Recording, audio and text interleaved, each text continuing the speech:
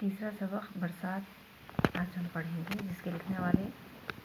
شاعر ہیں بے نظیر شاہ۔ بے نظیر شاہ 1863 کو پیدا ہوئے۔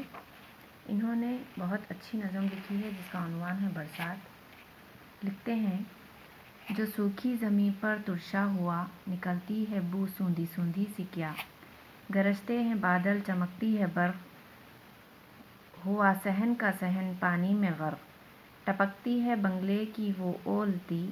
کہ ہے تار سیمی کی چلمن پڑی، ہوا زور سے چلتی ہے بار بار، پہنچتی ہے کمروں کے اندر پھوار، بنا ہے جو وہ ٹین کا سائباں، ہے اس وقت ارگن کا اس پر گماں، چٹانوں پہ کیا لطف نظارہ ہے، کہ جو بوند ہے ایک فوارہ ہے، صبا کے تماچے جو کھائے ہیں آج، تو پودے سروں کو جھکائے ہیں آج، چلی آتی ہے بدلیوں کی قطار، ہوا کے ہیں اب گھوڑے پہ بادل سوار، اٹھی شاخ گل سبزہ کو چوم کر، برستی ہے کیا کیا گھٹا جھوم کر۔ شاعر کہتے ہیں یہاں پر جو الفاظ خط کشیدہ کر دیے گئے اس کے معنی پہلے دیکھیں گے۔ ترشا کے معنی ہیں بوندا باندی، برق بجلی، غرق کے معنی ڈوبنا، سائبان معنی ڈھالیا جو گھر کے سامنے جو ہے نا ٹین کا لگایا جاتا، ارگن درخت کا نام ہے، تماچا کے معنی تھپڑ، بدلیاں چھوٹے بادل، قطار لائن، گل پھول، سبزہ ہریالی۔ شاعر یہاں لکھتے ہیں جو سوکھی زمیں پر ترشا ہوا، نکلتی ہے بو سوندھی سوندھی سی کیا، مطلب جب گرمیوں کا موسم ختم ہو جاتا ہے اور زمین سوکھ کر ایک دم سخت ہو جاتی ہے، تو جب پہلی بارش ہوتی ہے تو ایسا لگتا ہے کہ اس سوکھی ہوئی زمین پر بوندے باندی کی وجہ سے ایک خوشبو سی آنے لگتی ہے، اور ترشا جب ہوتا ہے یعنی بوندا باندی جب ہونے لگتی ہے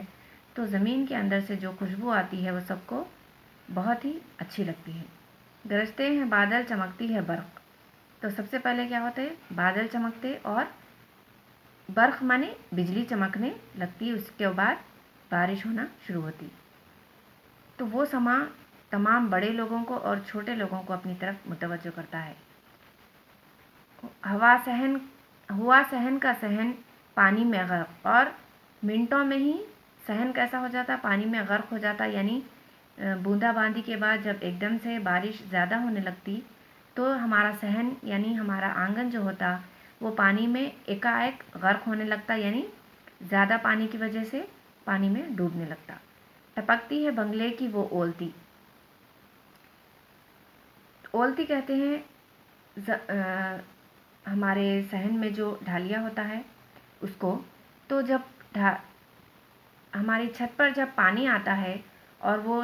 ڈھالیا کے اوپر سے گرنے لگتا ہے تو ایسا لگتا جیسے تارے سیمی یعنی چلمن لگا دیا گیا ہے۔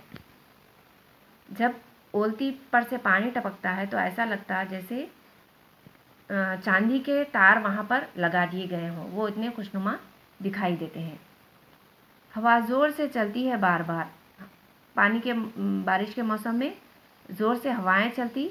اور بار بار چلتی تو ایسا لگتا جیسے کمروں کے اندر پانی کی پھوار آتی ہو، یعنی پچھاڑ آتی ہو، تو کمروں میں پانی زیادہ نہیں آتا لیکن ہوا کی وجہ سے تھوڑی سی بوندیں جب اندر آتی ہیں تو ایسا لگتا جیسے ہم پر کوئی پانی کی پھوار ڈال رہا ہو، وہ سما بہت خوبصورت دکھائی دیتا۔ بنا ہے جو ٹین کا سائبان، یعنی گھر کے آگے جو ہم سائبان یعنی چھپر لگاتے ہیں تو وہ چھپر کیسا لگتا ہے کہ ہمیں ایک درخت جس سے سایہ بھی ملتا ہو اور وہ جو ہے نا پانی کی تیزی کو چھان کر اندر بھی جاتا ہو، ویسا ہم کو گمان ہونے لگتا ہے۔ چٹانوں پہ کیا لطف نظارہ ہے، کہ جو بوند ہے ایک فوارہ ہے، یعنی جو بوندا باندی का जो नज़ारा होता तो चट्टानों पर इतना खूबसूरत दिखाई देता कि ऐसा लगता कि बूंदाबांदी नहीं बल्कि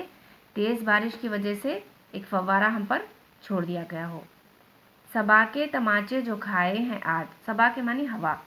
हवा जो है ना इतनी तेज़ी से पानी को फेंकती है कि ऐसा लगता जैसे कोई उसे थप्पड़ मार रहा हो। तो वो पौधे सरों को झुका लेते हैं। जब बच्चा जब शरारत करता तो एक थप्पड़ रसीद करते तो बच्चा क्या करता, शर्मिंदगी से अपना सर झुका लेता। तो जब पौधों के ऊपर, छोटे छोटे नन्हे नन्हे पौधों के ऊपर जब हवा और बारिश की तरफ से तमाचे पड़ते हैं तो गोया वो सरों को झुकाकर अदब से ठहर जाते हैं। चली आती है बदलियों की कतार, यानी छोटे छोटे बादल आकर एक जगह जमा होते और उसके बाद ही बहुत ज़्यादा बारिश शुरू होती। तो छोटे छोटे बादलों को क्या कहते हैं, बदलियाँ। चली आती है बदलियों की कतार, कतार माने लाइन। जब छोटे छोटे बादलों की लाइन आती है और एक जगह जमा हो जाती है तब मूसलाधार बारिश शुरू होती है। हवा के हैं घोड़े पर बादल सवार, यानी हवा जो है ना उन बदलियों को, छोटे छोटे बादलों को लेकर आती है तो ऐसा लगता है कि वो घोड़े पर सवार होकर आ रहे हों।